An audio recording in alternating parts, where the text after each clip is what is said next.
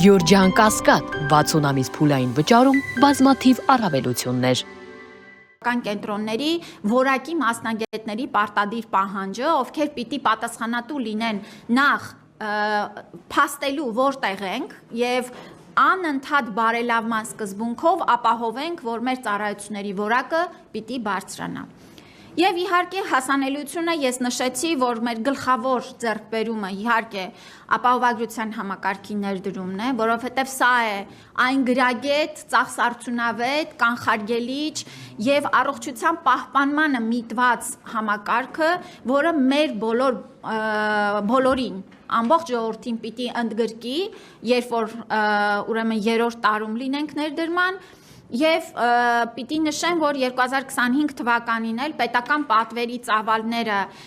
էլի էականորեն աճել են եւ մենք շարունակել ենք զուգահեռ ապահովագրական համակարգի ներդրման աշխատանքներին նաեւ պետական պատվերով ընդլայնել մեր քաղաքացիների համար հնարավորությունները։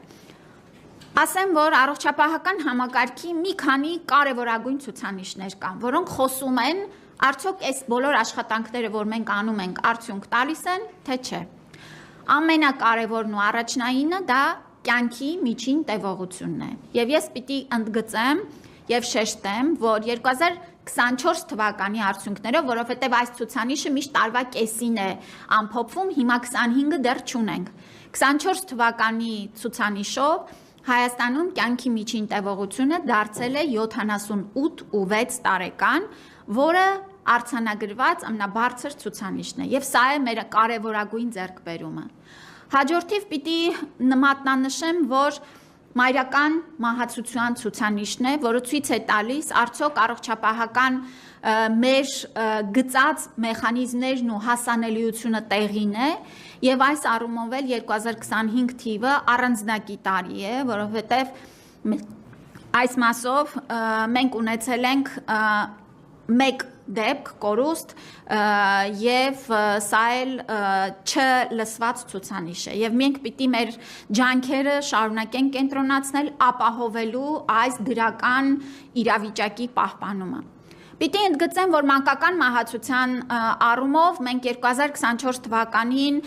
բավական դրական տենդենս ունեինք, բայց 2025 թվականին այս մեր դրված թիրախը ամեն տարի նվազեցնելու ցավոք սրտի չենք կարողացել ապահովել եւ սա էլ վերլուծությունների արդյունքում հանգել ենք, որ մի շարք հանգամանքներ ուրեմն խաթարել են մեր դրական տենդենսը եւ թե ճանապարհատրանսպորտային պատահարների, թունավորումների եւ նաեւ տնային մահերի առումով մենք ունենք դեպքերի ավելացում, որոնք էլ որ հանգեցրել են մեր ուրեմն նման վիճակագրական պատկերի Այստեղ պիտի աշխատենք թե ծնողների կրթական մասով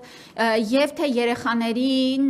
ավելի անվտանգության կանոնները պահպանելու մասով։ Այստեղ մենք որպես հասարակություն ունենք աշխատանք եւ ես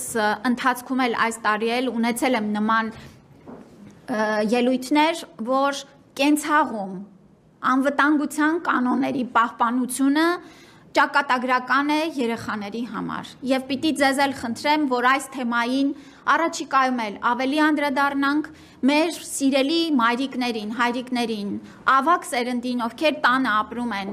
սովորեցնենք դեղերի հետ, թունավոր նյութերի հետ վարվելակերպը եւ ապահովենք, որ մենք դժբախտ պատահարներ չունենանք։